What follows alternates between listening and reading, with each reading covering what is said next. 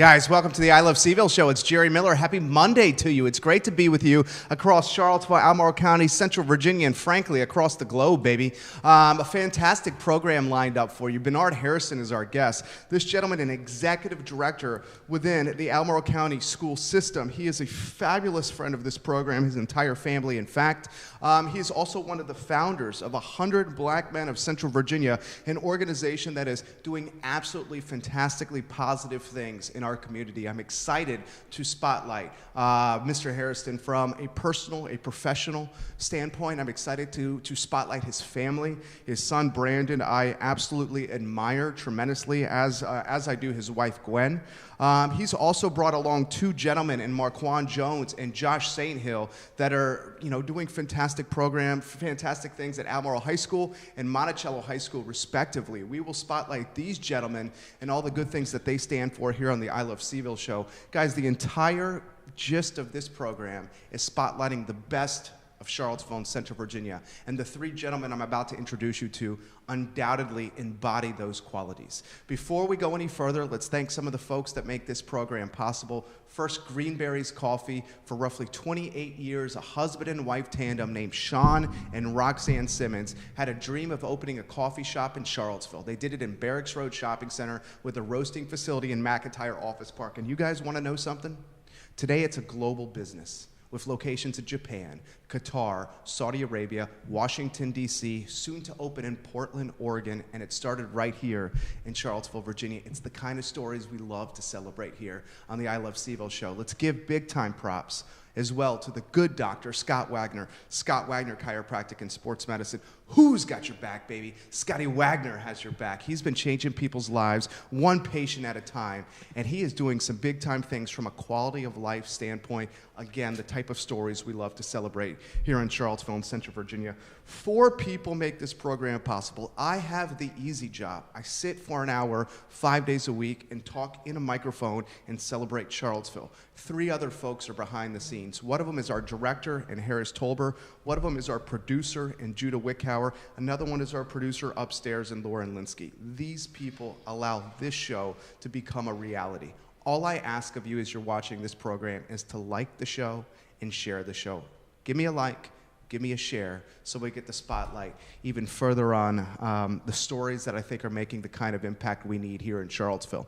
Harris Tolber, on that note, my friend, my amigo, my pal, my homie, let's go to the studio cam.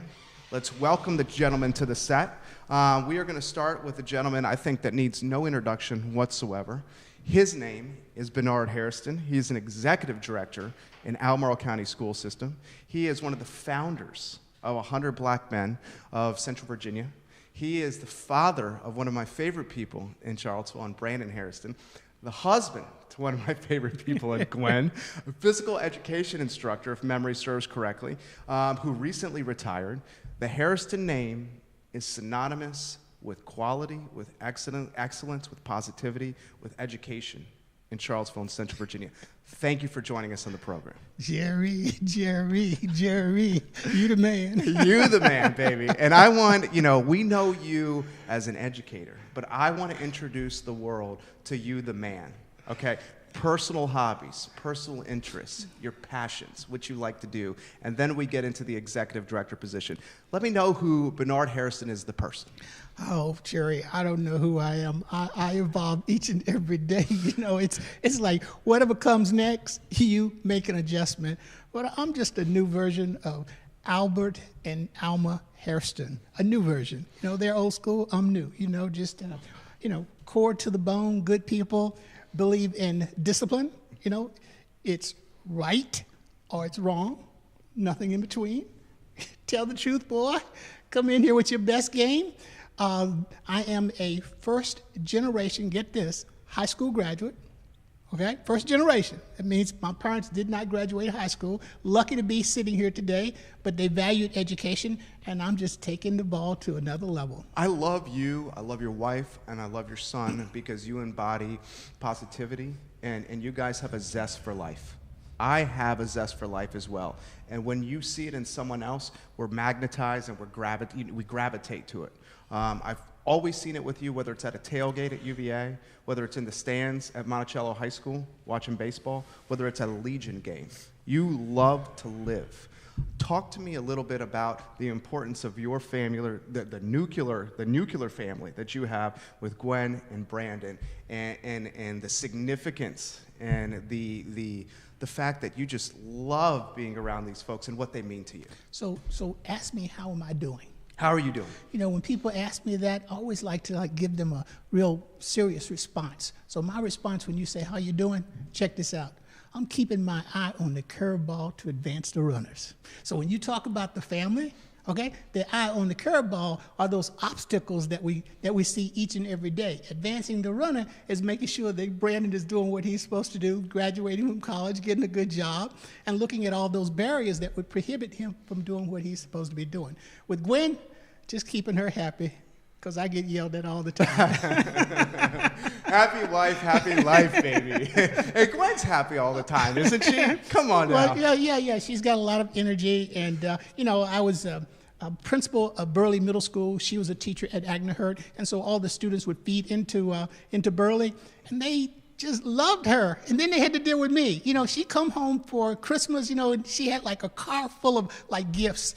And it's like, okay, get them out of the car. And with me, nothing. Okay, it's like, okay, this is what I had to deal with all the time, okay? So, yes, people love my wife, Gwen. She's absolutely fantastic. Harris, let's turn it into a sizzle reel from my first question to Bernard all the way until that answer right there. A sizzle reel is kind of a highlight clip that we're taking from this interview, an approachable clip. And I want to give you the reins to the program. And I'd like for you to introduce Marquan Jones and Joshua St. Hill. Some call him Saint, baby. I mean, when you have a nickname like Saint, you got to be big time in Charlottesville and Central Virginia.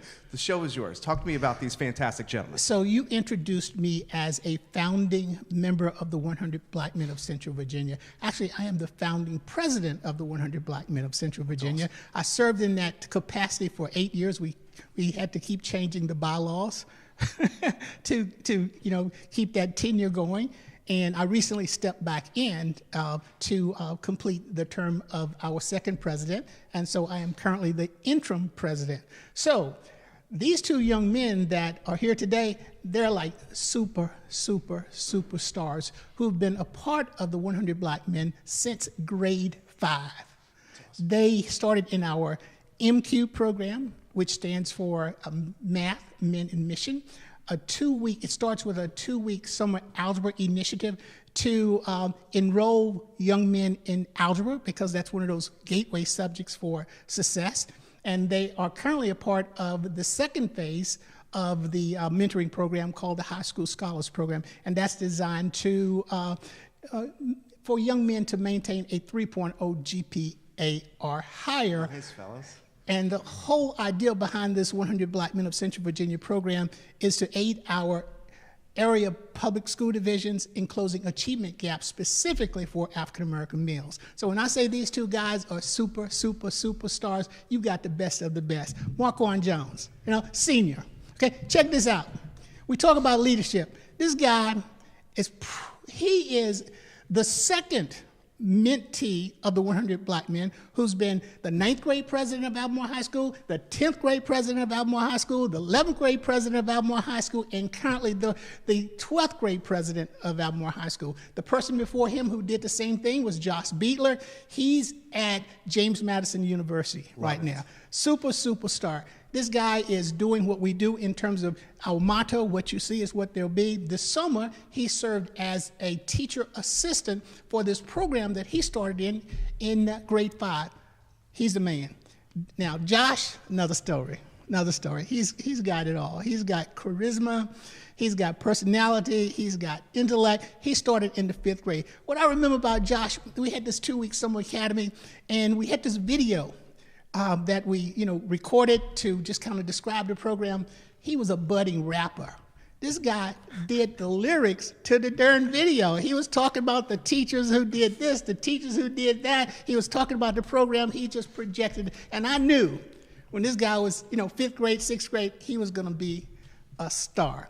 Josh is he was recently, I have to throw this out, when was it? Thursday of last week. Check my email, 8:30 in the morning. First email on top. It says, congratulations, Josh St. Hill has been selected for the Princeton Prize in Race Relations. That's awesome. Thank you, thank you. This is I won't call it a competition, but it's an initiative that's been in place since 2003. That's coordinated through the Princeton Alumni Association to recognize young people around this country who are doing positive things to interact with race relations. Josh was recognized as the D.C. representative, D.C. regional Baller, baby. representative. And I'm talking about the closest, and we're talking about folks competing from like regionally. I mean, so when I looked at this Princeton region, the closest is Atlanta, Georgia. So I'm assuming that he had competition all the way through Atlanta, and then the closest north would be Baltimore, and then after that, New Jersey, So that's like New the York. Eastern Seaboard. Oh, absolutely, absolutely. So this guy right here is off the chain, awesome. Josh St. Hill, he wrote this play called A King's Story. You a playwright? Oh man, let me tell you. Guess what he'd like to major in college? What's that? So he's just smiling, just eating you up, Jerry. I can't wait to ask your questions, fellas. He's eating you up. So I'll let you figure that one out later on.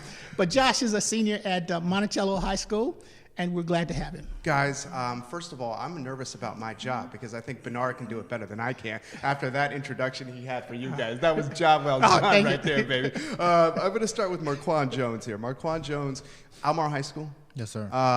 President, 4-year president, he just outlined. Yes, sir. Leadership in your blood, intelligence in your blood. You are someone that I think is a difference maker, undoubtedly now in the community, and a difference maker for perhaps generations to come in our community. I'm going to start with the same question, and I'm going to throw the same question to you that I threw to Bernard. Who are you, the man, the person, hobbies, interests, passions, how you like to spend your most precious commodity, which is your time? Talk to me about that. Well, Marquan Jones as a person is a person that takes integrity into great count. He is a person that strives for excellence every day, looking to help somebody, looking to be the helping hand, but he tries to not overextend himself, to try to worry about himself and try to get himself straight. The leader, Marquan Jones, is a person that is reliable, gets the job done, no matter the situation, no matter the circumstance. I will always push to be better than others, try to compete. Competition is instilled in me. I play football and run track, so competition is instilled in me. I'm an athlete, I'm a go-getter, but also I write poetry as well. I love it. So he's a Renaissance man. Let's turn that into a sizzle reel right there. Sizzle reel, Marquan Jones, Harris Tolber. You are a Renaissance man, and I'm going to do a follow-up, and then I'm going to throw it to Joshua next with the same lead question. You strive for excellence all the time. I see a lot of similarities with our mindsets and our personalities. Everything I do, whether it's, one of my hobbies is playing racquetball. Top racquetball player in the area right now. Done that in 19 months. Everything I want to do, I want to be the best at. I want to be the best at and put the effort in, and I'm not afraid of the process. I'm not afraid of the hard work. I'm not afraid of the process of getting there to be the best. I love the process. Yeah. Where I'm going with this is when you strive for excellence like you do at everything you do, this is something I struggle with. Occasionally, it creates almost like fatigue for me. Because I'm working so hard, trying to get after it constantly. And then I'm like, man, I'm doing this, I'm doing this, I'm doing this, I'm doing this. Sometimes I take my eyes off the prize and become a jack of all trades and a master of none. How do you manage that? How do you balance that with your life? Well, my teacher, Mr. Lindsay, and I have conversations in the student council a lot, and he talks about how to manage my time and how to distribute my effort into different things, and also just knowing when to take breaks. And I've started to learn that I have to put myself first and what is better for me in the future instead of the now. So as a 100 Black Men scholar of Central Virginia, I have to put my academics first and then the athletics. So being a student athlete is something I hold very close to my heart. Enforcing the student first and then being an athlete, because I don't want to be labeled as just an athlete. I'm a scholar first. You know, I take my education very seriously, and so do my peers, and I try to surround myself around the people that are striving for the same things as me. So as long as I'm working towards my academics and my future, then I don't see a problem. That's big time, baby. Sizzle reel that, Harris. That was big time answer right there. Man, we have a lot of people giving props on the feed. Our boy Buster Fox. Buster. Buster's in the mix. I'm going to relay to Buster what he has to say. One of my baseball players. That's right. He's got some big time props for you. Abby Tenenbaum Guskin has some big time props for you. One of my burly students. All right. You got a lot of students watching right now. Let's get Joshua St. Hill in here, a.k.a. St. Hill, a.k.a. Saint. Okay, this guy's big time people. Talk to me about Monticello High School. Talk to me about your passions, your hobbies, your interests. Who are you, the man? What do you like to do with your time? What you like to do when you're not in school, when you're in school? What your visions, your goals, your aspirations are? Yes, sir. I mean, I'll go as far as to say I'm not even the man yet. I'll say young man. I'm still, you know, trying to balance everything out and, you know, get the mentality of a man. But I'll definitely say, as far as the men that I've met so far in my life and the men who've been there my whole entire life, I've definitely had the pillars who have set me up to become a good man in society, a great man in society, and I'm very thankful for that. As far as my interests and hobbies and what I like to do, I love to write. So from the beginning of time, when I was born, you know, my mother made sure that I had a pen and a pencil in my hand, and she made sure that I knew I was put on this earth to be a writer, as well as a reader, as well as somebody who is to use their voice for good. And I just found that out, and I just started putting that to good usage, actually from my sophomore year to now. So outside of Monticello High School, and then, you know, get into Monticello High School, I'll say, you know, I did rap here and there, I did write stories, but I didn't use it to the full potential that I could. So I moved here from Hairston, Maryland in the 5th grade, and when I first got here, of course, I didn't know anybody. I was scared, I was young, I thought I'd be in Hagerstown for the rest of my life until college, because when you're young, until college is the rest of your life. Totally. So when I got here, first I got to give a shout out to West Bellamy. The first thing I was put in was HYPE, helping young people evolve, because my mother wanted me to be. Was that the boxing program? Exactly. Yeah. Right. My mother I've wanted heard me to be big time involved in things something. about that. Yes, sir. So that was actually a tonsillor. So when I first got there, the first guy that I met was West Bellamy, and I always had strong figures in my life that were black males, my father being, you know, the first one, my brother being the second one, and Wes was one of the first guys that I met that, you know, he was in the middle of two worlds, because, you know, my dad to me was this really proper, structured guy, had the whole dictionary in his vocabulary, but, you know, he was almost, you know, a little bit of a square to me, you know. It's like, I don't want to be too much like my dad, because I still want to be cool, right? But, you know, it's right, it's your dad. Meeting Wes Bellamy, he was right in the middle, had that same type of dictionary vocabulary, but he was also cool, you know. He said, this is what you do. He was hip to the music, he listened to Jeezy, everything, you know, that a young person, you know, would be into, but he also mastered that other world. And that's something that, you know, I've started using now at Monticello High School. So getting to Monticello High School, I got to give big thanks to Miss Madeline Michael for, you know, having her eye out and putting me in the Monticello drama program, because that's the program that inspired me to start using my voice when I became a playwright and writing a King story. So, you know, like I said, I would write here and there, but I never really used it for anything until she suggested, maybe you should write a play. And when I did, I said, I want to write a play from my perspective about how I think American society is now, because that's one of the pillars that was instilled in me. If you're going to speak with reason, speak properly, and, you know, speak with a message. And that's what I've been trying to do so far, and I think I've been successful in doing so. You have the gift of words. You are a wordsmith. Thank you. You have the gift of human connection. You have the gift of being able to quickly process things and eloquently relay them to people. And that is a gift that can take you extremely far. And I know that because I'm speaking from firsthand experience here. I'm going to throw this to you. You are a man that I can already tell has extremely high expectations for your personal self. What are those expectations for yourself, and how do you manage the pressure that comes with extremely high expectations? Because I would bet you're your own worst critic, aren't you? Yes, sir. Yes, Put sir. that in perspective for me. You are too, aren't you? Yes, sir. Yeah, and that's a really good thing, but that's something that, like, I struggle with, because I want perfection in everything I freaking do. And sometimes when I don't get the perfection in everything I do, there's no one that's harder on me than myself about not getting to that level of excellence. Exactly. Talk to me about that, and I'm going to throw it back to you as well. Well, I'll definitely say one of the first things, and I got to give credit to my mother for this, I definitely try to stay close to God. So, you know, from the days when she would anoint me and my brother's head with oil, and from keeping the Bible open in our rooms, that's something I try to stay close to. And, you know, I've strayed off my path a couple of times, you know, dealing with pressure and dealing with so many voices coming at me at once, but I'm definitely trying to keep myself on that path. And, you know, like you just said, I definitely am my own worst critic. There's been a lot of pages that have been ripped out and thrown into the trash can that probably could have been used. There's been a lot of plays that probably could have been put on. But, you know, I try to be a perfectionist no matter what I'm in, from playing basketball that definitely wasn't my sport, and, you know, being in the gym before anybody else and shooting even if I knew I wasn't going to be the star, and being there until, you know, after everybody left even though I knew I wasn't going to be the star. I'm a perfectionist. I think that's, you know, my best and my worst attribute. But trying to keep, you know, myself level-headed, trying not to, you know, be a yes man to every single voice I hear, and, you know, still pleasing the people that I love and still making sure I'm pleasing myself. It's been something that's definitely coming into, you know, a good balance right now, and everything's aligning itself, and, you know, I'm too thankful for that. I love that. That's an answer. That's a sizzle reel from start to finish. First answer to that answer right there, Harris. April Dent Ward is giving you props right now.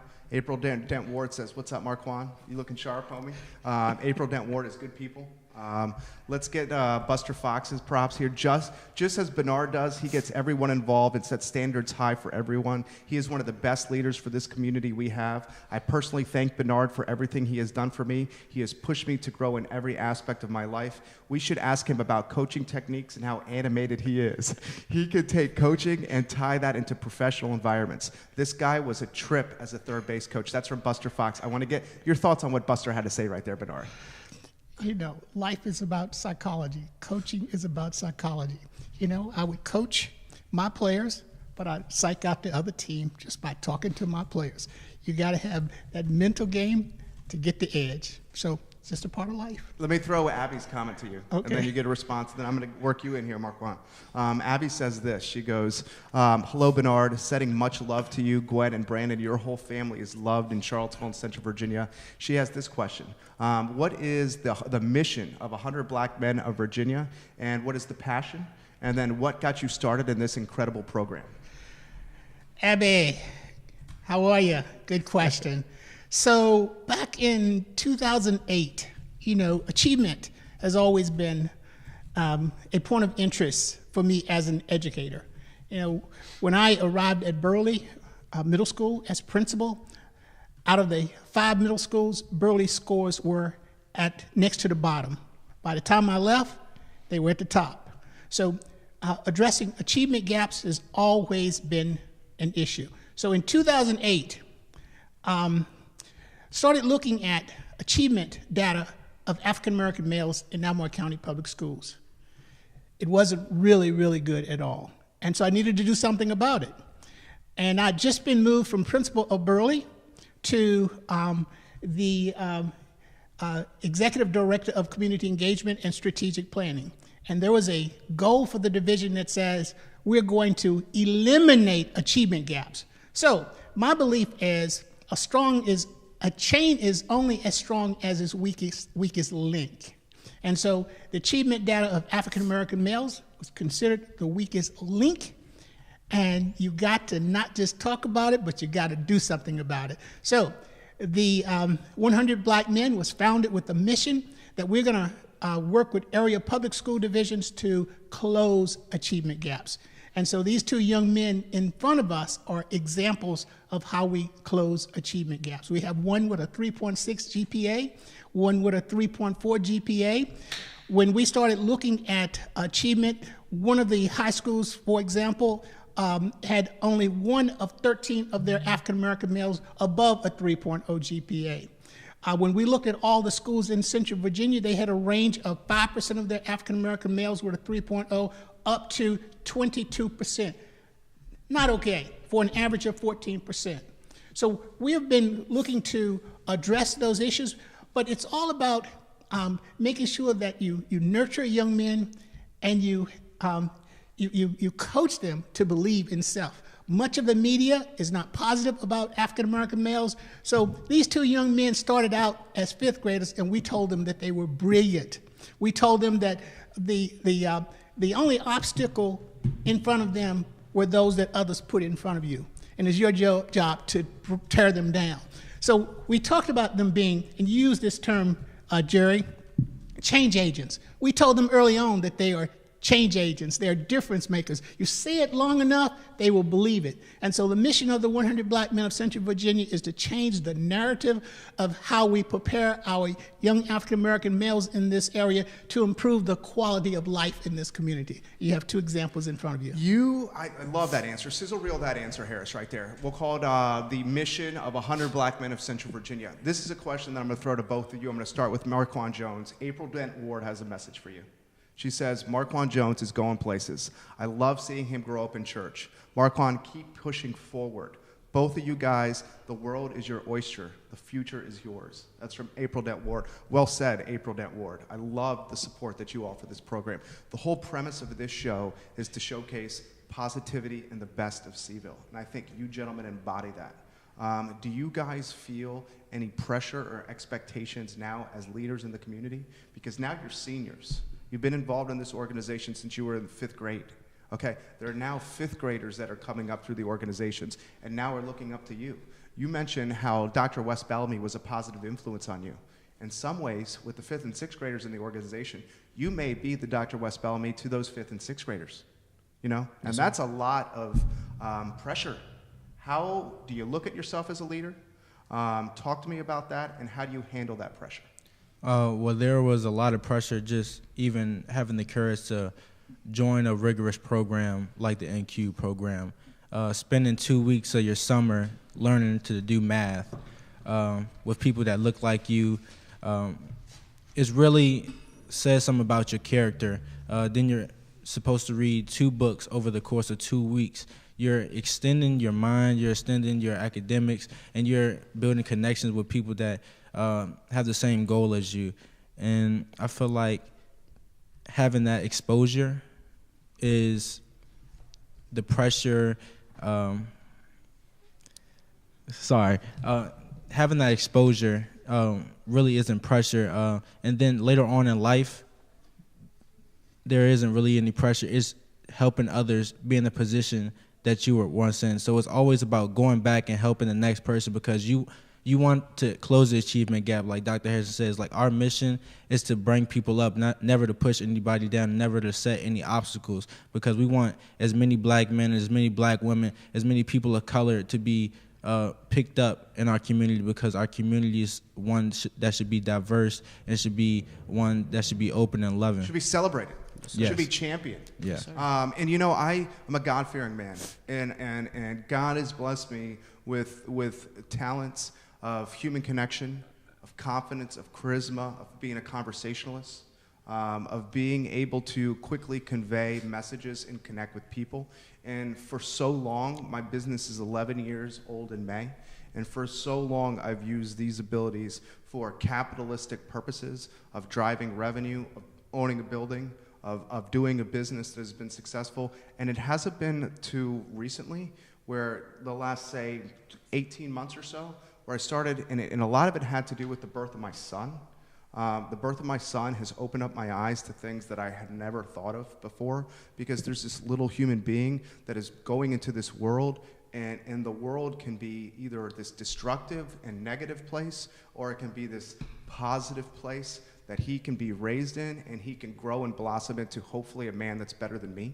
And that's my whole mission, is to take this little 20-pound, like 12-month-old person and make him better than me, okay? And where I'm going with this is, like, in the last 18 months, because of this guy, I've changed my mindset, and my mindset is now more like socially focused and more like being a conscious capitalist or a social entrepreneur, and giving more than I take, and making Charlottesville better than when I first arrived in 2000. That literally is why I wake up in the morning, to think about things like that.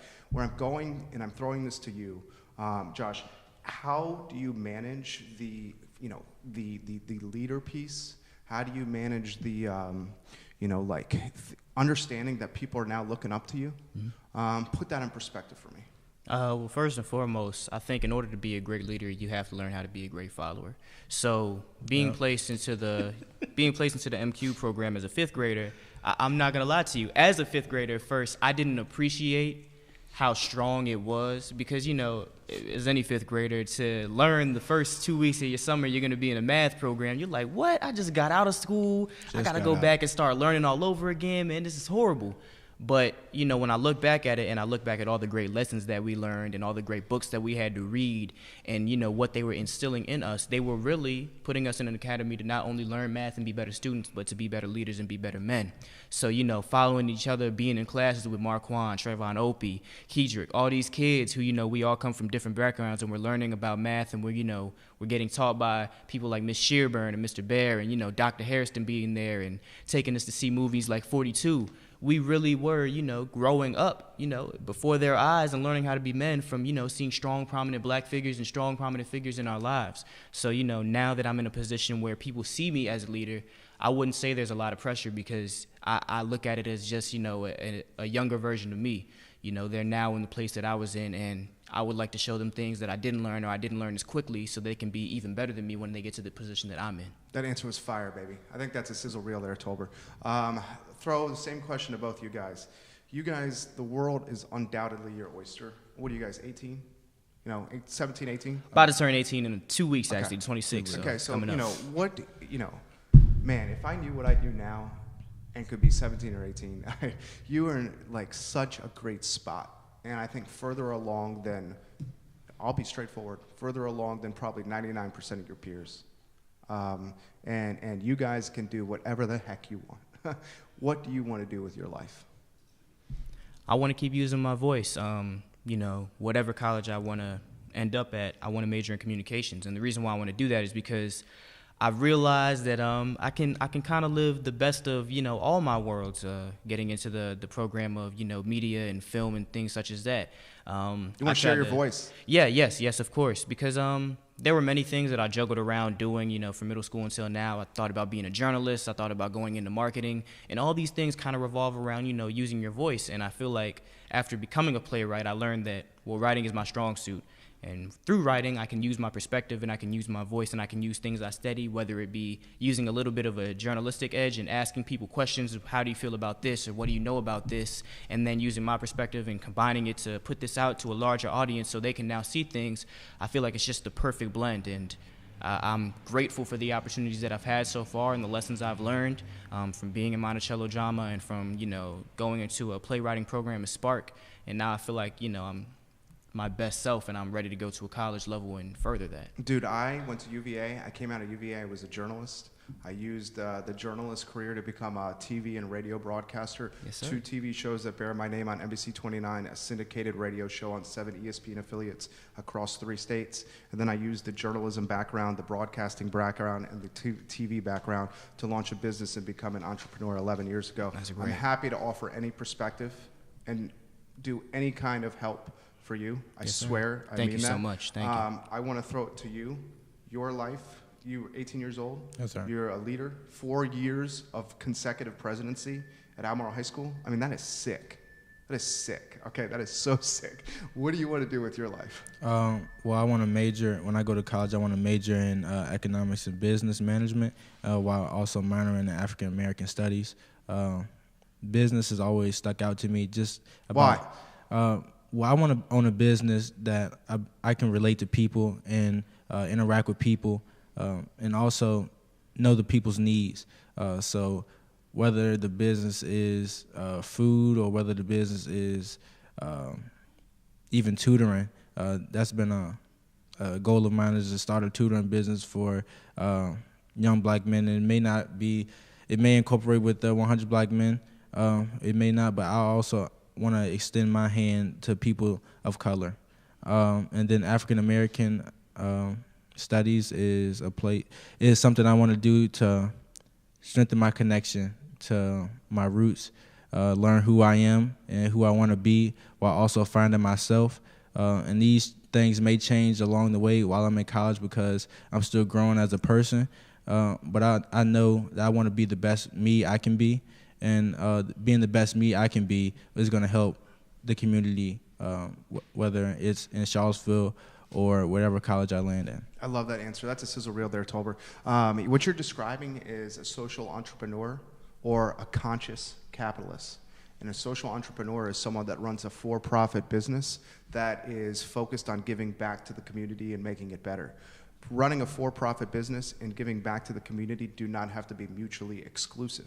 They could be inclusive, and they could work hand in hand with each other. So I see what you want to do as a social entrepreneur, because that's what this business is doing. That's what this show is doing here. I'm happy to help in any regard here. And Bernard, I want to get you involved here. These guys are blowing me away, man. I mean, these guys are like mature beyond their years. Part of the package. It's amazing. Absolutely. Talk to me about this. Okay, so Marquan, he's already moving forward in terms of experimenting with his dream of being a business person. We arranged for him to do an internship with Charlottesville Ballet. Nice. He's doing it. He's got a good contact there, and that person is developing him and showing him the inside of the business from bottom up. Josh has a paid intern with UVA, where he's doing research through the Carter G. Woodson Foundation to continue to develop his interest in just social action programs. So they're just not talking about it, they're doing it. But Marquan had mentioned, both of them mentioned, the challenge of being taught and having high expectations when they were a part of this 5th grade program, for 5th, 6th, 7th, and 8th graders. And they talked about having to read 2 books, okay, over that 2-week time period. And so I brought, when you guys were in this 5th or 6th grade, these are the books you had to read. Yes. Okay? Show them on this camera here. Okay. One was Game by Walter Dean Myers and Malcolm X. They read this book, Malcolm X, the first time many of them had an opportunity to talk about what it's like to be black, because oftentimes they're in classes and there are only 1 or 2 in there, and they're suppressed to be themselves. And so being in a setting where they're among all black males, they had an opportunity to just talk comfortably about themselves. But we didn't play with them, okay? Many had never read a book from cover to cover, okay? Never even thought about reading it from cover to cover. And if they were asked to read something, they did it because they had to. So they had high expectations. When they got this book right here, Malcolm X, they got this 2-page expectation of what they had to do as students. Now I'm just going to read you like 3 or 4 sentences from the directions. The questions below will direct your preparation for group discussions on the book about Malcolm X. This book was selected to enhance the 2-week M-Cube theme of exceeding expectations. Every year they get a pen that has some sort of theme. Their theme was exceeding expectations. Malcolm's life is a good example of good and bad choices in navigating obstacles in life's journey. In addition to learning about math, we want you to understand the importance of reading for pleasure and building your knowledge based through reading. We consider every young man in the M-Cube program as talented, intelligent, and gifted. This is the type of assignment that high school students in honors classes and college classes will receive. And then they have all these difficult questions. It's about analyzing, evaluating. Here's a Venn diagram where they had to compare and contrast different parts of the book. It was no joke. So they have been trained That's like well. college level stuff. Absolutely. Yeah. But you got to have high expectations. Absolutely. Okay? And so what we have instilled in them is hard work, but it's also having high expectations and understanding what high expectations are. I love it. I love it. Let me throw this to you. This is a tough question. Throw the same question to both you guys. Dr. Hairston was talking about there how you are often in classes and you may or may not be the only African Americans or very few African Americans in these classes. That leads me to believe that the classes you're taking are AP level, honors level classes. Is that safe to say? Yes, sir. Okay. Put that in perspective. Challenges, you're in a class, your peers, often white.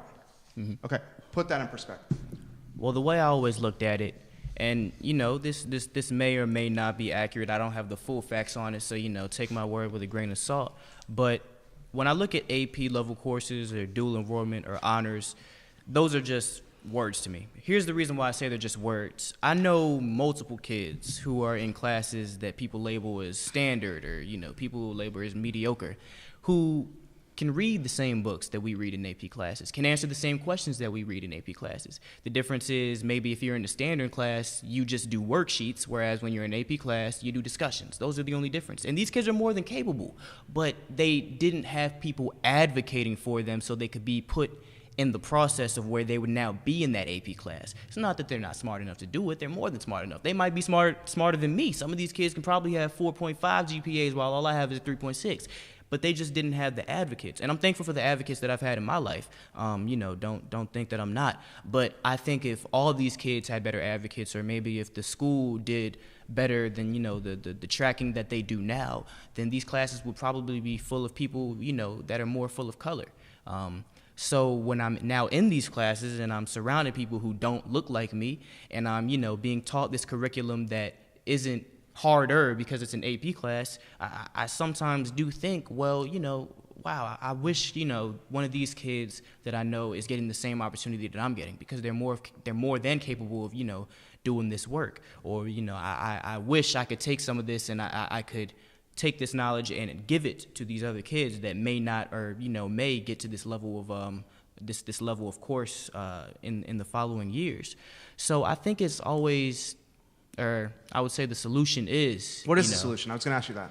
What is the solution? I personally can't say, just because, I'm not a part of the school process, but I would definitely say, instead of, I guess, basing things off of, how the teacher feels, or, basing things off of whether or not a parent does or does not say something, maybe, look at what these kids are doing in these classes. Don't judge it off of this kid's having a bad day and he's disruptive, so he's not capable of doing the work. But really try to pick their brains, give more time. And I know it's hard for a teacher, because a teacher, they have to evaluate. Limited time and limited resources. Exactly, right. And they have to evaluate so many kids. But I don't know, if there was a certain way where we could give these kids more time and attention, I'm sure your brain would be very surprised at how many are actually able to do AP coursework. I can totally relate to that. As someone who's ADHD, who could barely sit in his seat when he was in high school growing up, people were like, what the heck is going on here? Right. But they couldn't see beyond me getting up, me being disruptive. They couldn't see beyond that and see a 179 IQ. Because it's easier. Yeah. It's easier for people to judge you off of that alone, because it makes everybody's job easier. Okay. You can put them there, and then, whatever else happens, that's just, that's Life just a easier. simple. Right, exactly. It makes everybody's life easier. Jump in here. What's on your brain? Well, you just have to learn to be your best advocate. You're your best advocate, and that's what I've had to learn. Being in difficult courses, you're not always recommended to take certain classes, and it's up to you or your parent to, push your intelligence. And the parents aren't always in the classroom. Most parents don't do drop-ins. How Dr. Hairston would recommend them do during the summer program. My mom used to drop in my middle school classes to see what was going on, and just try to be able to relate to what I'm learning. But in high school, it's harder to do that because it's more students. I mean, nobody wants their mom to just come in the room. But for you to ask for the parents' say so and what the student is able to do. I mean, the parent sees the homework aspect of the classroom, but they aren't seeing the time put in the classroom, time put outside the classroom in school. Like, what is the student doing? Are they going to teachers? And I mean, those are different aspects, I think, that are supposed to be incorporated in the decision process, but they aren't. If a student is struggling, but they're consistently trying to do better than somebody that is just breezing back in the classroom, I mean, that's good for the person that's breezing in the classroom, but a person that's consistently trying, and I mean, they're just right there. They just need somebody to help them get up. You're to where saying they the need to effort's be. the most important aspect. I totally agree with you. And I mean, Josh is totally right. AP and dual classes, we discuss more, we go more into depth than a regular standard class. There are people capable of doing the same thing. There are people that want their voice to be heard, but being in such an environment where you're surrounded by predominantly white peers, it scares a lot of people. Why? Tell me why. In Albemarle County, I mean, I would say it's predominantly white, and I'm not sure if that's statistically proven. But for me, I would bet he's right. He's correct. Yeah, He's definitely correct. right. Yeah. Oh yeah. Yeah. Go on. You're 100% right. so from my perspective, walking into a classroom and I see one or two black females or males, I'm like, all right, that's where I'm going to sit. Like, it's a comfort. It's about comfort, and when you're not comfortable, I feel like you're not living up to the expectations that you can be. And I feel that in my perspective, I was confined to myself and my thoughts, and all my work was being put on paper, but nobody around me was seeing my true potential, my true being. They weren't understanding, and I don't feel like if I said something, they will understand who I am and what I mean, because it could be misinterpreted just because I'm a black male in an upper level classroom. It's either he doesn't know what he's talking about, or it's out of rage or frustration, when it's not even that. And I mean, a lot of people are just, they don't have the guidance to push them to the next step, or they're scared to take the next step. And I want to say, don't be scared to take the next step, because it's only going to push you to be a better person, a better student. And yeah, just don't be scared. You're saying challenge yourself. Yeah. Mm-hmm. Jump in here. I know you got something to say here. As far as Anything you want to say. Okay. Well, I guess I'll speak on being in a predominantly white place as a black student. I look at it. I don't like to use the word fear, but there is an uncomfortability, because you're surrounded by a bunch of kids who may or may not get your perspective, and whether or not they get your perspective isn't your responsibility. Which I think that's one thing society does that I don't get. They try to make African Americans or Hispanics or other minorities feel as though it's their responsibility for somebody else to understand your perspective, yet not live in your shoes. That being said, there's many microaggressions that you see, or there's many like subliminal things that happen. So for instance, I remember my junior year, a group of us kids wore Black Lives Matter t-shirts, to represent something, to be solidified. And the very next day, I kid you not, we saw kids come in with White Lives Matter t-shirts and Confederate memorabilia. And when you see things like that, you start to be a little more self-conscious about the hallways that you're walking in. You start to observe the eyes more when you speak about subjects that deal with race. And I definitely feel like that's an issue that has to be handled, because you want everybody to feel comfortable in the setting that they're in, especially school. And you feel as though when you're 17, 16, 18 years old, to know that there's like those, I'll say, adult, even though they're not really adult things, but those adult themes are very heavy in a setting where there's many minors. You start to wonder, well, what's going on in these home settings, or why are you acting like this, and you don't fully understand the elements of what you're doing. And the solution to that can be handled many different ways. What do you think of Bernard? Show them that picture. Go to the one shot here. Ask them to describe what they're seeing, and what's the difference in that class and some of the other classes that they may have, even if some of those classes might have faces like that. I'm going to go to the one shot, Harris, so I can show the picture on camera. This is Jay Smith, the teacher. He's a friend of mine. This is in the Western. Is this Henley? Nope. This is not Henley? Nope. Okay. They'll tell you. Jay, right? They'll tell you what it is. Okay. But there's what's the picture saying? Okay, so here we go. They're seeing this picture. Why don't we start with Marquan first? Well, in this picture, it's all black males with their hands raised. And that's one thing that sticks out to me, because in a classroom, it's frightening to share an answer, because you may not be right, or, it's you taking a chance. And a lot of people are scared to take chances. And in this picture, it obviously describes and shows, like, we're all comfortable with each other in that classroom. That is me and Josh's classroom, because that's Bryce right there. Yeah, we can point it out.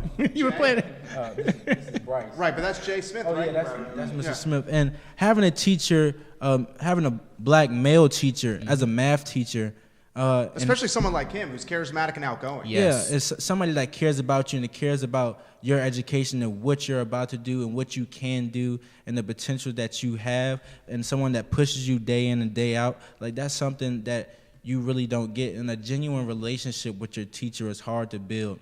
And having a an educated black man teaching you something that a white teacher could teach you, it just feels different because there's a connection, there's a relationship that's brewing, and being surrounded by smart black males, it makes you feel like these are things that I can accomplish because I see Josh doing them, I see Bryce doing them, I see Mr. Smith doing them, I see Dr. Hairston doing them, and Dr. West Bellamy. These are people that are educated, and these are people that are pushing me to be something that they want to see me succeed in, and they just want to see me succeed in life, and they pushing me to be a better person and a better scholar.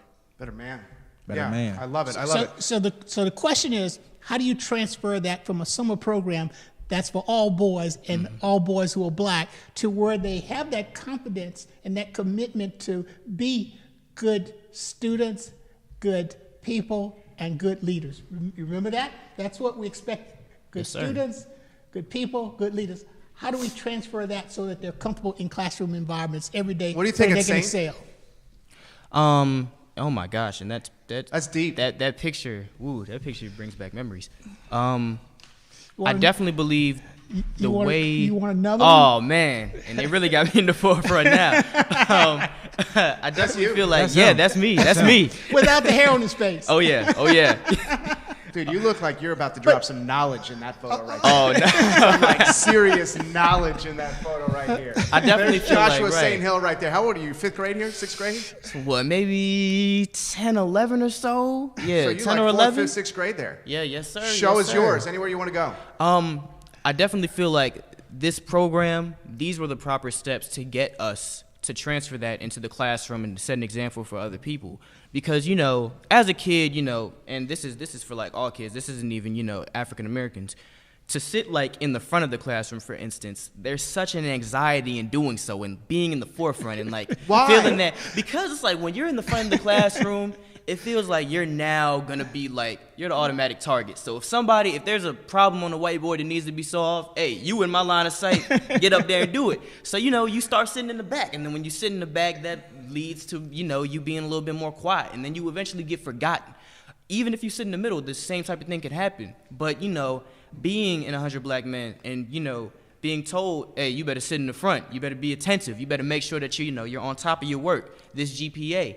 You start getting more accustomed to, and you start, having the courage to answer those questions. And, even if you are wrong, you have a more positive aspect in being wrong. It's not that, oh man, I'm wrong, I look silly. It's, okay, I was wrong, now what can I do to make sure that I'm right? It's almost like a competitiveness. It's like, okay, I got this wrong, you guys are laughing at me now, well, I want to make it so I want to raise my hand and be right every single time I raise my hand. And that's what we stress Yeah. in the program, and that's what was instilled in us, that if you get the wrong answer, why did you get the wrong? Like, you need to Right. find out why you got the wrong answer. Right. Come back with the right answer and tell Dr. Hairston why Yes, sir. you got the wrong answer, and what will you do to get the right answer the next time. And then you will probably have to do an example problem to get the right answer to move on to the next step. I So love if you you get guys. something wrong, you know for sure you're going to end up getting it right, because you're going to go through a process in which you have to get it right because you've done so much that it's just instilled in you now. When I was going, I'm going to throw this to you. When I was going through school, I played on the sports teams.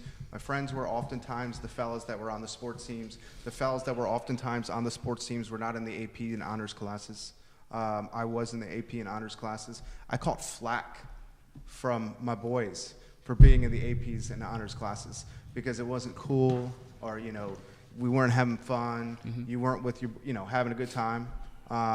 You guys, do you catch flack from your peers for being in the AP and honors classes? Can you put that in perspective? Marquan, you want to go first? Well, as I said earlier, I surround myself with people that strive for the same things as me. So my friend group consists of scholars, and if I've had to separate myself from people that are my friends or were my friends to benefit me, there was no love lost, but this is for my benefit. This is what I need to do to better myself and have a better opportunity, because all opportunities are ways to achieve something, and that's what we want to do. We always strive to achieve something. We always strive for success, and I feel like being in AP honors classes now, like, is cool because you have a better opportunity than somebody that It's not as focused. it's not it's not as focused. Like, you want to be the dude in the AP classes because you like, oh yeah, like he about to go to class, like yeah, he had homework. Like, it's stuff that times have changed a little bit. Why do you think that mindset? That leads me to the question: why has the mindset changed? It's changed, man. It's stressed now that, well, NCAA requirements first and foremost requires you to pass a certain amount of class to have a certain amount of GPA. But schools are starting to crack down. More coaches are starting to be more involved with kids, and a lot of the time, coaches have a big role in a student athlete's life. Our coach, Coach Brandon Isaiah. Oh yeah, he football coach, Albemarle High School. Yeah, he stresses being UVA a grad. student, a UVA grad. He Yeah. stresses the ability to be a student before the athlete. We've taken times out of practice times, like competition time, where we need to be getting ready for games. We will have an hour or hour and a half study hall just for kids to complete their work and ask questions. And this is for people that are in AP and dual enrollment classes. This is the opportunity to help people that are not on the same level as you get to the same level that you are. So just taking the time to analyze the situation and know that you have to do better by your players. You got to do better by your teammates. Just pushing each other, like, that just brings a different atmosphere. And I feel like at Albemarle High School and just in Albemarle County, being a student before an athlete is just better than being an athlete. Great answer. I'm kind of blown away right here. Jump in here, Josh. Yeah, I mean, I never really got that mentality that, like, you know, failing classes was cool and, like, being in smarter classes was whack. I never got that. Like, logically, it didn't make sense to you. Right, and thankfully it's changing. Like, I feel like that's more of, like, you know, an older mentality, and I think that's getting, you know, better now. But, you know, as Marquan was saying, I could definitely piggyback off it. Like, not just my parents alone, but, like, being around coaches, Coach Spry, Coach Mike Monroe. Like, they instill in you, if you want to know who you are, look at your friend group. You know, surround yourself with people that are going to be successful, and you'll be successful. And I feel like, you know, nowadays, whether you take AP, whatever class you take, it's just a matter of, hey, you doing good? Or, hey, man, what's up with your grades right now? You missed something? Well, let me help you out. Hey, you need help with this class? You need help with this assignment? Then I got you. And I think, like, you know, that's starting to translate around everybody just because, you know, life is getting more competitive. You know, college is getting more competitive. Like you said, NCAA requirements, teachers, everything is getting more competitive, whereas, like, if you're failing, that's not cool. It's just stressful, like, and you don't want to be under stress. So, you know, having that help and surrounding yourself with people that are going to help you out, it just takes a load off your back, and it just allows you to be better. Dr. Hairston, your thoughts on all this? You're beaming with pride right now. Well, we have two, as I said, rock stars. Absolutely, and we're just putting them in a position to share their experiences, so that those young men who are younger than them will inspire to look up to them. And I'm just happy to see them articulating their challenges, but not allowing obstacles to keep them from being the best that they can be. So just proud of them. I am. You guys are killing it today. Abby says, bingo, Joshua. Thank you for pointing that out. You couldn't have said it better. They have no advocate, and that's what needs to change in society today. Marquan, you're absolutely right. That's from Abby as well. She says, Jerry, his point is young people of color are not getting the same opportunities as others. Talk to me about that, Joshua. What are your thoughts on that point she's making? I think that's definitely been a problem for far too long, the opportunities. One conversation I've had with multiple people, I'll never forget, Mr. Rooks was one. He's doing his thing in the UK now, I believe, but he was a part of 100 Todd Black Rooks. Men. Yes, sir. We would talk about it a lot, like, so Josh, when did you get on this track as far as, like, algebra and, like, you know, this track of when you're in APs? And when I look back at it, it would be in middle school. So, you know, my parents advocated for me. Like, right now you're taking this math, let's put you into pre-algebra, let's put you into algebra, so by the time you get in, 10th grade, 11th grade, you're now headed for, calculus and classes like that.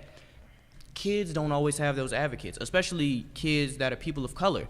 Not because, people don't care about them, but sometimes, parents just don't know. It's not like you have teachers that, are male parents, or, well, I'll say you have a golden teacher here and there that'll do that. But for the most part, Miss you Shearburn. exactly a Miss Shearburn, or like Dr. West, or a Mr. Rooks, for instance, or Madeline Michael, or Mr. Schaefer, teachers like that.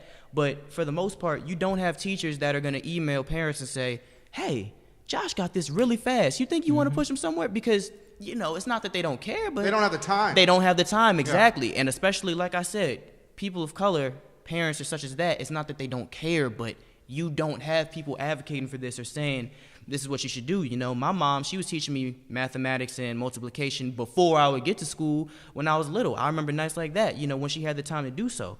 So it's a matter of having the advocates. And like I said, the solution for that, I wouldn't know just yet, but I think schools should definitely advocate that. And, teachers especially. If you see a kid acing through a certain thing in your class and you're like, wow, this is my star student, well, recommend that star student for a couple classes higher, And if they're struggling a little bit, then hopefully they figure it out, and hopefully you give them, the tools to put them back on track. Foundation. But, exactly. And that's not just for like classes like math. That's everything. If you see that a child is reading faster, or that they read more books, if you see a kid is writing beautiful essays, put them in classes that are going to be quote challenging, because we already had the conversation where I said AP and honors are just words to me, but try to move them up, because quite frankly, and like I said, this is still something that's wrong to me, colleges value these AP courses and these honor courses more than they value standard, but at the same time that doesn't personally reflect the student.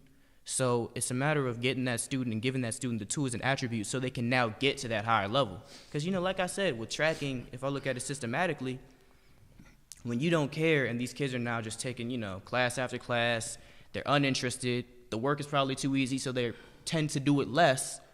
Now they're going to, maybe a college that isn't their dream school, or they end up in a job that isn't for them, or that they don't want to be in because they never had those advocates. So when I say it really starts now, it starts now. So we have to jump on it so these kids can be where they want to be 10, 20 years from now. Love that answer. What you got, Marquan?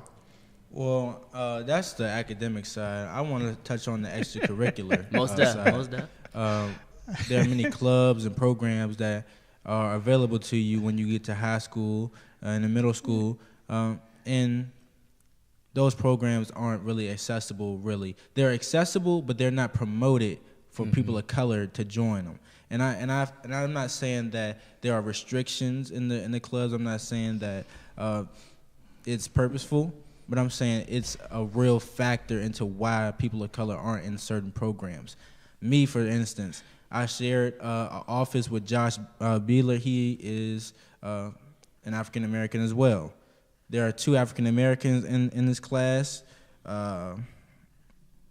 majority white and 1 Asian.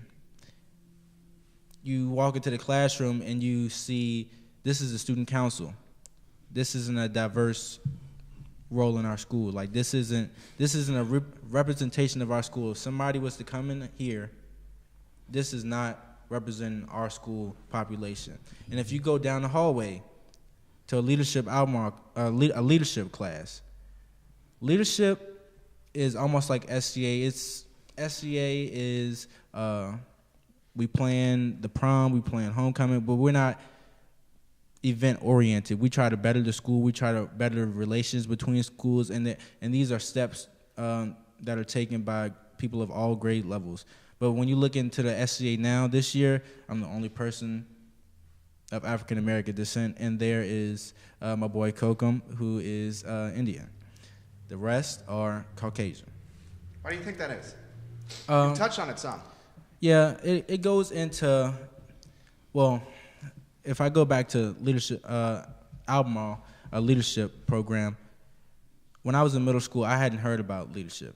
So it was an opportunity missed. But I had known that schools had student council. So I didn't know about leadership until after I interviewed for the SCA. I took the initiative myself to find out every day, going to the guidance room, when is SCA coming? When is SCA coming? When is SCA coming? No one's coming to me saying, "Oh, SCA is coming this day. You should interview. I find you capable of doing this. I wanted you to do this." No one's doing that. But you have to be the best self-advocate for yourself. So if you expect there to be African Americans in a classroom, a elective, they elect to do it, they have a choice to do it, you have to give them the option to do it. And if they're not aware of the option, how are they supposed to do it? So when you walk into a leadership classroom, it is predominantly white or all white, and you would suspect it would be an honors class or anything, but this is a standardized leadership class to learn how to be leaders and how to grow as a person. Open to anyone. Yeah. But there isn't any promotions of black people being in the program because the program is really circulated by the word of mouth. Sure. So if I have a classroom full of white kids, it's less welcoming and folks are less willing to get involved because it's less approachable and welcoming. And then when I get to high school, say I'm just coming to high school, and I find out about leadership. Okay, I can still apply to get in, I can still sign up for the class, but it goes into the fear factor as well. I'm about to be the only black kid in leadership. So why take the chance? Why am I Is taking that what the you're chance? saying? Why am I taking the chance? Why am I about to run for SCA if this person's more popular than me? This person knows more people than me. And you have to showcase vulnerability. Yeah. Is it even worth showcasing the vulnerability? Is it? Mm-hmm. But you always have to take that chance in this opportunity. That's why I feel like people should be surrounded because you won when you took the chance. Yeah, I won when I took the chance. But the previous year, in 8th grade, I had ran for to be the Green Team president, go Green Team, at Jack Jewett. I ran to be the Green Team president, and I lost. But that didn't really keep you from running in 9th grade? It didn't keep me from being who I was in my community then. So me being the person I was still the same person without the title. So you have to show integrity. You still have to do the same things you would, even if you did have a title, because that's who I am as a person. Love it. So having that instilled in me at an early age through the MQ program, through my parents, through the AVID program, it gave me a leg up. It gave me confidence. Yeah. And I didn't really care what people thought at that point. I just lost. The winner was announced over the intercom, so I'm gonna take that chance to better myself. Love and it. This is competition. This is not personal. This is for me to make a difference. Dude, and I feel like if people are given the opportunity to make a difference, then differences will be made. But if you have people that are given opportunity that don't want to do anything with the opportunity, then what's the point of giving them the opportunity? And he's 100% correct on that, because we talk about why isn't there diversity in schools and why are these clubs like this, and this, and it's because we lack advocation. I remember talking to my guidance counselors because me and my peers just now created a Black Student Alliance at Monticello High School. Me and my guidance counselor were talking about it, and we were like, how is there a Young Republicans Club in Monticello and there's not a Black Student Alliance? How is that possible? And when you think about it, you're like, well, yeah, right. How is there a political club for kids who are in high school who can't even vote yet, a Young Republicans Club, but there's not a Black Student Alliance? And good question. Exactly right. And that's the thing about it. Without this advocation, without showing these kids these different extracurriculars can open up opportunities for more, then how do they take advantage of the opportunities? Because you have a bunch of kids who are getting these opportunities, like Marquan said, that just don't capitalize on them the way they can, or are spoon-fed opportunities left and right. But for those kids that aren't, they're oblivious to it. And then people try to make the excuse, oh, no, they weren't oblivious. They were open the whole time, but, they just didn't get them. It's because they didn't know they were there. If I don't know something's there, I'm not going to be able to get it. Of course not. You're not going to go after it. Exactly. I'm not going to go after it, but if you advocate this to me and then I choose not to, then you can put that on me. And that's what I feel like, and I'm going to get Dr. Hairston in the mix here. That's what I feel like the first step might be, and maybe this is a dumb statement, but I feel like the first step is just having the conversation and the dialogue. Because and that's what we're trying to do here. And if we have the conversation and we have the dialogue, then maybe just one person hears that conversation and dialogue and understands the opportunities that are on the horizon for him or her, and then they're willing to take a chance like you were when you went from 8th grade not winning to 9th grade running again and winning in 9th grade. And it's because, you had that confidence that was instilled with you with the 100 Black Men of Central Virginia organization. Because, dude, when confidence is radiating through our bodies like it clearly is on this set with us, confidence is such a special feeling, and it will allow us to go after things that we otherwise would not if we didn't have that feeling coming through our body. And for me, I don't know if you guys are like this, confidence is my biggest strength, but it's also my biggest weakness. There's this fine line between confidence and like pride and ego. And I like want to straddle that line in a healthy way, but I don't want to go over that line where it's like I'm blinded by it. Let me get Dr. Hairston in the mix, and then we'll come back to you guys here. The show is fire right now. Sarah Hill Buczynski and Ivy says these young men are making the world a better place. She's giving you guys big time props. And we got a question for Dr. Hairston here from James Watson. James Watson's a big time friend of this program. He says, from my understanding, from what I've read and learned in conversation about city schools, there are 2 schools within one school system. There's the pre-college classes that are filled primarily with white students, and the less competitive classes that have more African American students. That hurts my heart as an African American. I can't 100% confirm this is true. Are the county schools like this at all? Here's a question for you. We have similar challenges in most schools, James, simply because oftentimes it's how students are recommended for classes, the advocates that they have for them, as well that sense of confidence that students might have. So both Marquan and Josh talked about being isolated in a class, and some take on that as a challenge. Others will say, I just don't want to deal with that. I have other things, and it's just not that important to me. So I don't want to target Charlottesville, but I think that you'll see that in a lot of school systems. I want to talk about the question that I posed of both Josh and Marquan about, the hands raised in the MQ program, every student in the classroom excited about being involved, and I asked, how do you transfer that to the normal school setting? When we established MQ, it was in partnership with Albemarle County Public Schools and Charlottesville City Schools, but neither Charlottesville nor Albemarle County could contribute to the program because it would have been discrimination, because it's a single gender, single race program. And that's why it was supported and sponsored by the 100 Black Men of Central Virginia. And it's pretty evident from this conversation that this is a very successful program. So now, how do you make this happen in a normal school setting? So in my job, and Joe, you introduced me as Executive Director of Community Engagement. I'm probably the only person in the history of Albemarle County Public Schools that's had 3 different titles in 1 year. So at the beginning of the year, I was Executive Director, and then I was upgraded to Chief. Didn't like that title because I couldn't live up with the reputation of Chief Longo. You don't want to be chief, and somebody else is going to call you chief when you got that reputation. So I was then promoted to assistant superintendent of Albemarle County Public Schools. So that's my current title. So in my role as assistant superintendent of school and community empowerment, my job is to serve all students. So this is a model that's working, and I've been trying to figure out for years how you transfer this model so that it's serving all students in Albemarle County Public Schools. Because I talk about teachers have to reach students before they can teach them. And so, you might be a classroom teacher, and there are certain students that you can reach, but then there are others that you can't reach. Then you have to ask the question, why? Why is it that Jay Smith could reach those students?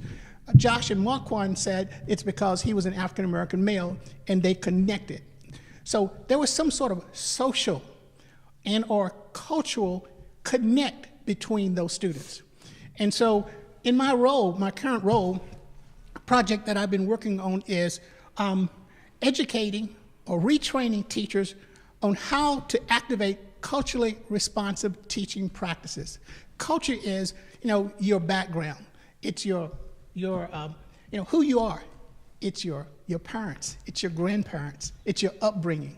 And so oftentimes, culture will allow you to create relevance to the content that you're teaching, or it can cause you to not connect. So, for example, in my culture, if you can't read body language, you're in trouble. Right. Okay? In your culture, a lot of people don't read our body language, and there's a disconnect. So, through this culture-responsive teaching model that we've been working on for years, it's all about having teachers to understand who they are, first and foremost, because oftentimes when you talk to a group of teachers, it's all about, how do you correct that problem? The conversation is always the student should do this. Who's the most influential person in a classroom? It's the teacher, not the student. So conversations have to start with what I can do differently as a teacher, and oftentimes there's a disconnect with the cultural intersection with the teacher and the student. So this culture-responsive teaching model is all about reflection about who you are based on your culture. Okay? And then you start interacting with students to learn about their culture. And when you learn about your culture, students' culture, and connect that with content, then you can create relevance and you close those gaps. Big time thinking right there. Thank you. You guys are opening up my mind, and one of the things that I enjoy doing about this program, with this program, and connecting with people is for an hour, 90 minutes. We're 72 minutes in here, fellas. I have conversations like this every day, and I learn from our guests, and it offers enlightenment, and I'm grateful for that. We have a good friend of this program who's from Charlottesville. Her name is Annie, and she grew up in Charlottesville, and she recently moved to England. And she's watching this show now in England, Wow. Which is, I think, awesome that someone's able to watch the show across the pond. And she is African American, and she is 42 years old. I'm sorry, Annie, if I'm over there. She's watching now. Let me know how old you are. Send me a DM. And the DM she has is Josh and Marquan. Can you put in perspective what it's like to grow up in Charlottesville as an African American male? She's grown up in Charlottesville as an African American female, and she's older than you. She's roughly, what is that, quick math, 14 years older than you guys. So a generation older than you. She wants to know how things have changed. We'll start with you, Josh. Maybe they haven't changed. Maybe they have changed. Being a person who I wouldn't say was born and bred in Charlottesville, because like I said, I moved here in the 5th grade. From Hagerstown, Maryland. Right, from Hagerstown, Maryland. Yeah. So the 5th grade is a big year, which is something that we've touched a lot in this talk. But moving here, you can see the vast difference when you move to more of a southern state from Maryland.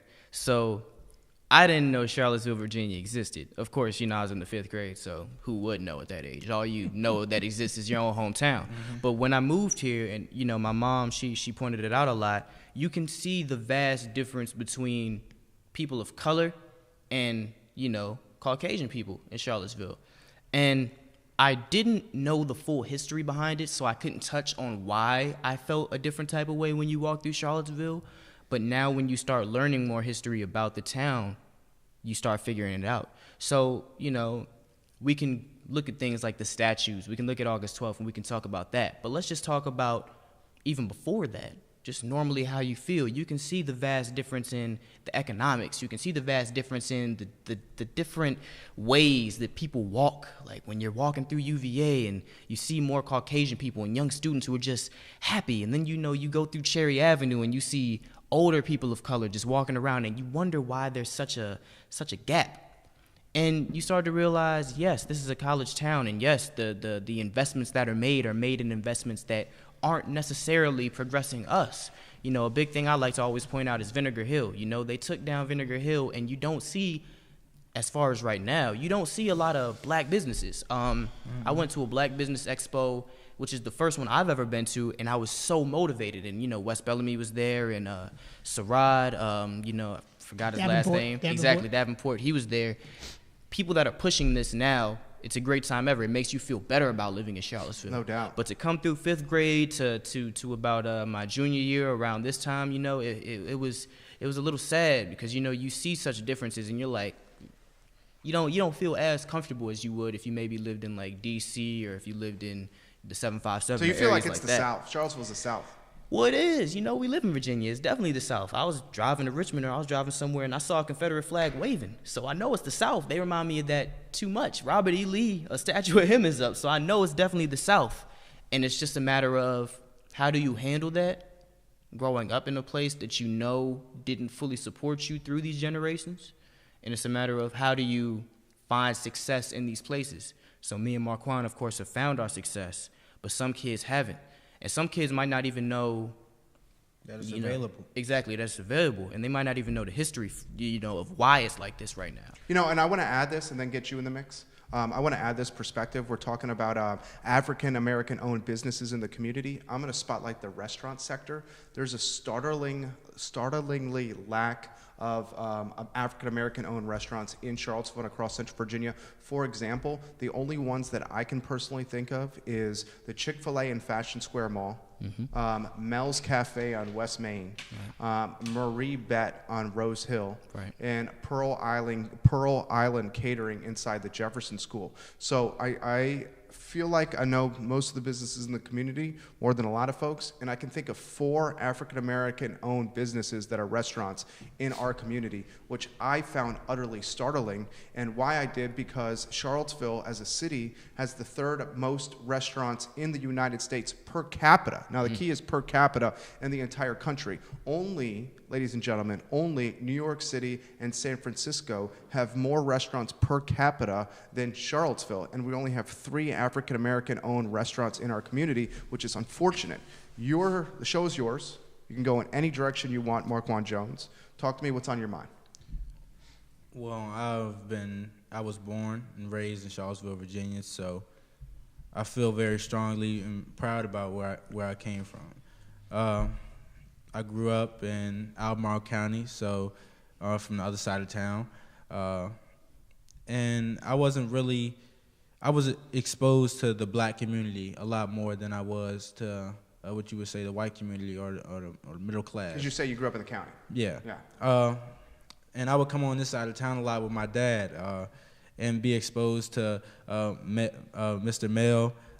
Mel's kitchen, sitting there and in the summer just enjoying, like, you will see a lot of African American males joking in Mel's kitchen, Mel's Cafe. Like, you will see that in the downtown region, and where you would say almost affordable living, almost like the West Haven part of Charlottesville, Virginia. Like, that's where a lot of the black community is.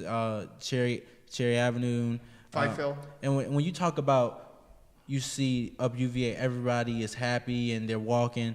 When you go to Cherry Avenue, you see an elderly person walking. Okay, this is what went through my mind when you said that. The UVA student is happy, filled with joy, filled with life, because this is the quote-unquote best years of your life. Right. And I'm in Charlottesville, Virginia, college town. Right. And arguably the #1 university in the country. Yeah, right. Arguably #1. Yeah. Then I go right across the town in the same city. Half a mile away. Half a mile. And there's a person walking, you know. And I'm not saying they don't want to walk. They can walk. They can walk. But you can see in the facial expressions and body language, as Dr. Hairston was talking about, that person may not either be having a good day or something is up. And I feel like you see more sadness and frustration on the other side of town than you would on this side of town, unless there's a reason to be happy, because people working day in and day out. Elderly people are walking, no retirement. They didn't have a job that, you know, got them retirement benefits. Maybe it's tied to health care. Or lack thereof. Yeah, and there isn't really anything for them to be happy about. And then when I talk personally, I wasn't really exposed to the Forest Lakes community until I got to high school, really. Like, I went to Jack Jewett Middle School, and I didn't pass the Walmart on 29. I didn't pass that. I didn't know Forest Lakes existed until I got to high school, honestly. So when I get to high school and I'm exposed to all these people from the same class, same working class, middle class, white kids, you know, I'm like, everybody seems the same. And they don't always treat us the same, because either it's the person that's either trying to extend the hand, or it's a person trying to pull up an obstacle. And I feel like being exposed to that in Charlottesville, it's not just on them. I mean, it's what you see, it's everyday behavior. It's traits that you pick up. You can pick up a trait walking down the street. Like, you hear a man whistling, you may start whistling yourself. You know, you like the tune. Someone say something that sound cool, or, you know, that's in fashion, I'm gonna say it too. Growing up in Charlottesville, I wasn't really exposed to people saying the N-word. But I go to a high school where a Caucasian kid could walk down the hallway and maybe say the N-word, and, it's freedom of speech. But there isn't really awareness of how that may make me feel, or awareness of your surroundings. And you shouldn't have to be aware of your surroundings to say what you got to say, because what you say, can affect some different people. No doubt. But you saying, like, being exposed to the N-word, whether it's my race or another race, is something you have to grow up with in Charlottesville as well. And I mean, that could either tear you up and tear you down, or it can strengthen you in certain ways. It builds your mental capacity. What has it done for you? Actually, it's just strengthened me. The world is filled with ignorance. The world is filled with hate. But I love Charlottesville.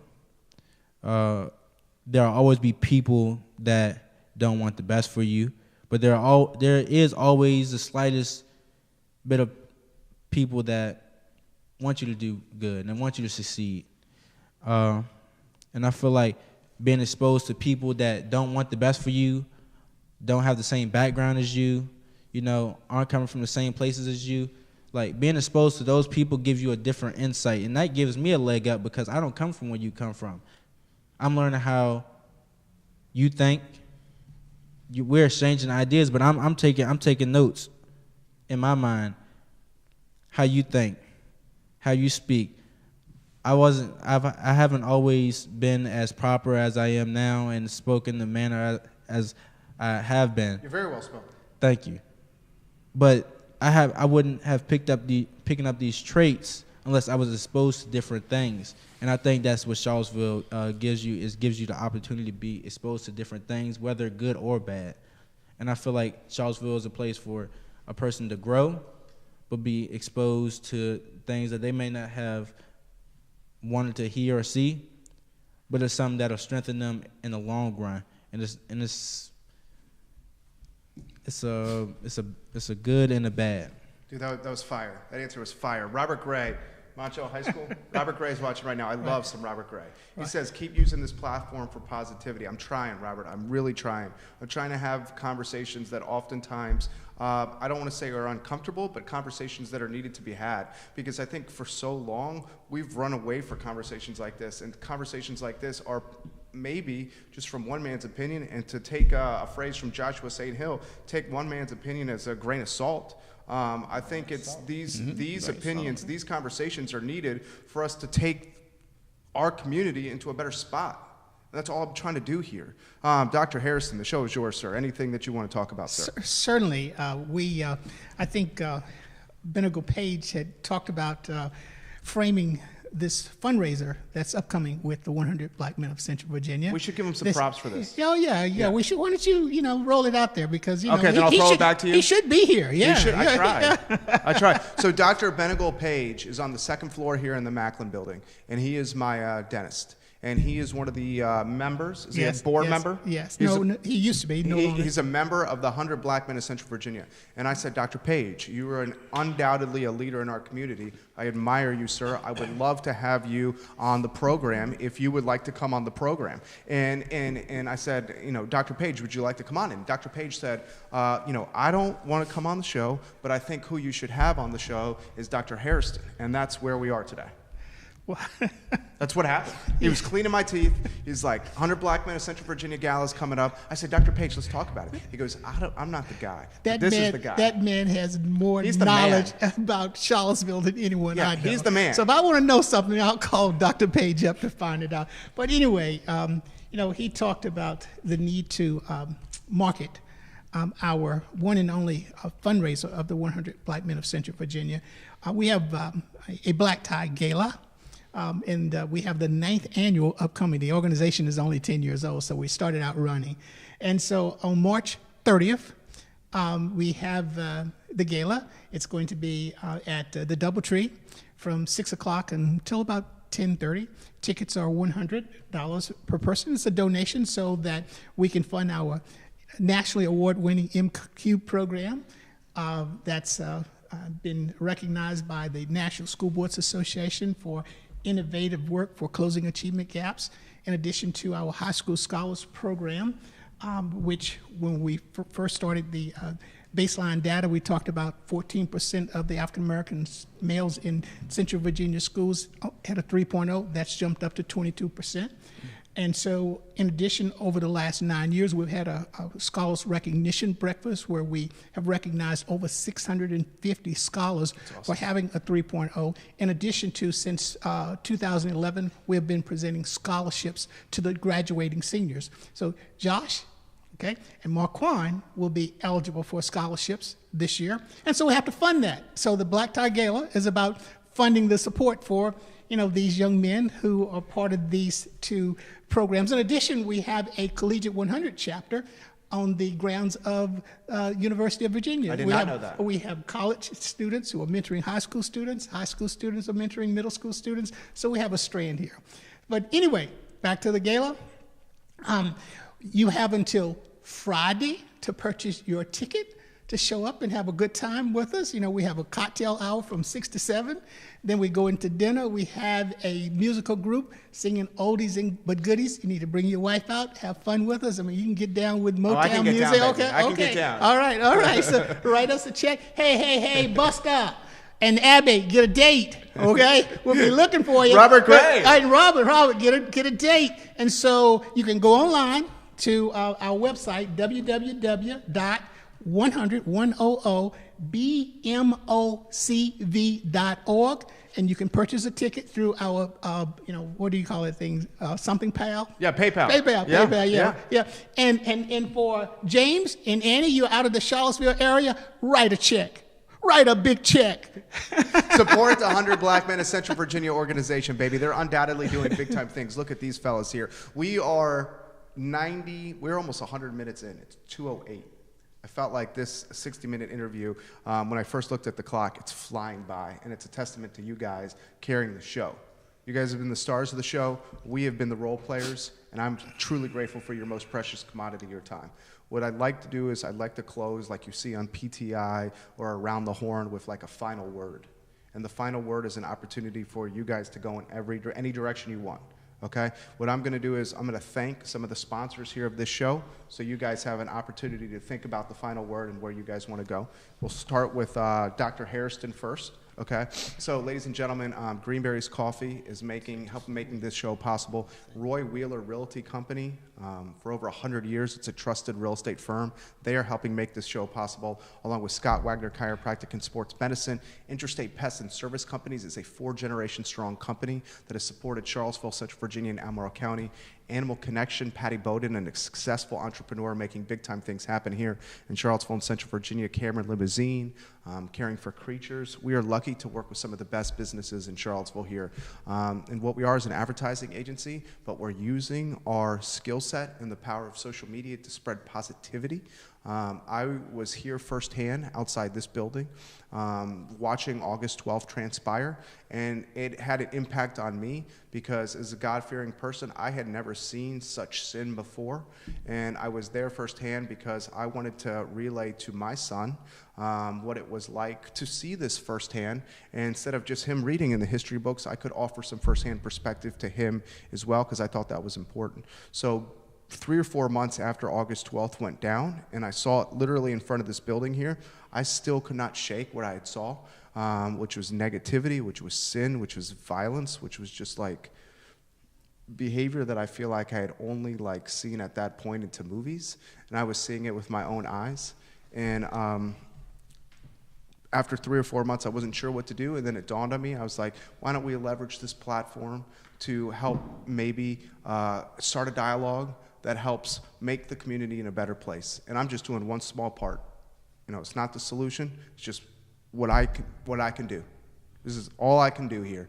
And that's the inspiration behind this program. So Harris Tolber's our director as we go into our final word, sir. Why don't we start with Dr. Hairston on a one-shot, and he can go anywhere he wants, and then we'll go to a Joshua St. Hill, and then Marquan Jones to close the program. Sir, the program is yours.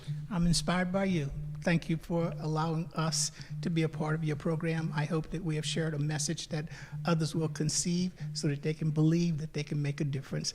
So I think that with the 100 Black Men of Central Virginia, my role as the founding president and the current interim president is act on the motto. The motto is what they see is what they'll be. My job is to put a positive figure in front of these young men and others so that they can see something in me that they can share with someone else to make this place a better community for others to live and to grow. Well, you clearly have had success with it, because these guys are rock stars. Gentlemen, Joshua, we will start with you. Joshua St. Hill.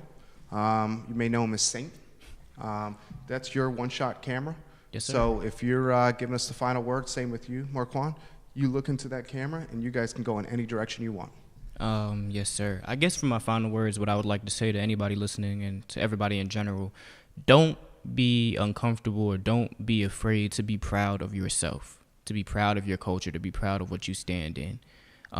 Whether you're African American, Hispanic, Caucasian, Asian, Native American, don't be afraid to be proud of yourself. And, you know, when I say that, I mean, I shouldn't feel uncomfortable to wear a T-shirt that says Black Lives Matter. The same way I shouldn't feel uncomfortable to speak out about something that I see as an injustice. The same way people shouldn't, you know, be afraid or uncomfortable to speak in their native tongue or their native language just because they're around somebody who may not speak it. Don't be afraid to be proud of yourself and take that wherever you go, because the real aspect of this change that we need, the real way that we can rebuild from the ashes that have come from situations like August 12th, that have come from situations that have been, you know, bad historically, is having pride in yourself, speaking that into the world, and the world using that to finally diversify us truly. So take that with you wherever you do. I 100% agree with that statement. Why don't we, I'm creating some extra work for you, Harrison. I apologize for that. I think that's a sizzle reel. I think Marquand's about to create a sizzle reel too here. Anywhere you want to go, sir, the program is yours. Well, first, I would want to say my coach, Coach Dias, always said you need to be comfortable being uncomfortable. And what I mean by this is there'll be things that you have to do where you're uncomfortable, but you need to do it to better yourself, to better your opportunity, and to achieve something. There are times where you may feel discouraged to do something because you may not see a lot of people doing it. Don't be afraid to do it. Go after it. You have to be your own self-advocate. You have to want greatness for yourself. Others can help you, but you have to depend on yourself to make it through. People come and go in life. And that's okay. You have to be able to accept that. But the people that stay around, it's hard to find genuine people. And when you find genuine people that have great ideas, such as Josh St. Hill, such as Dr. Hairston, you want to keep those people close to you, because when you bounce ideas off intelligent people, they feed off of you, and then they plant a seed back into you. Like Josh is making me want to get back into my writing and my influence in my words. Like Dr. Harrison is engaged with the community, and this is why I want to give back to my community. Like I want to be able to share an example, be an example for younger kids like me, and also you should be able to always have pride. Like be prideful in who you are, be prideful in anything that you do. Don't be afraid to take chances. Any opportunity is a window for success. This window for success may be very small, but it doesn't matter. Sometimes you got to squeeze your way through. It just takes courage. You have to be confident. Confidence is key. It may take you. You may be scared of public speaking, but it may take you to stand up, to say something, to make a difference. You may want to be in the back of the classroom, but you need to sit in the front of the classroom to help your friends sit in the front of the classroom. You may not want to go do work, but you need to do work because you got to put in extra time to go further than where your peers are going or where your family has been. It's all about what you put in is what you'll get out.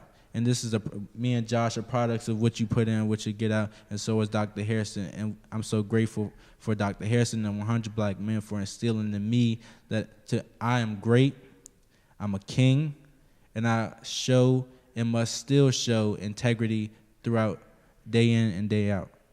Dude, crushed it. Crushed it. And they will tell you that integrity means doing the right thing when no one's looking. That's what they will tell you. You guys are amazing. Thank you, Like, sir. blown away. Wow. One of the best shows we have ever done, without question. I want to thank Dr. Page for suggesting Dr. Hairston. And I want to thank Dr. Hairston for suggesting Marquan Jones and Joshua St. Hill. It's funny how a conversation in a dentist chair can lead to something like this, and that's what happened. My name is Jerry Miller. I want to thank Harris Tolber, Judah Wickhauer, and Lauren Linsky. This is the I Love CVille show. We close the program the same way every time.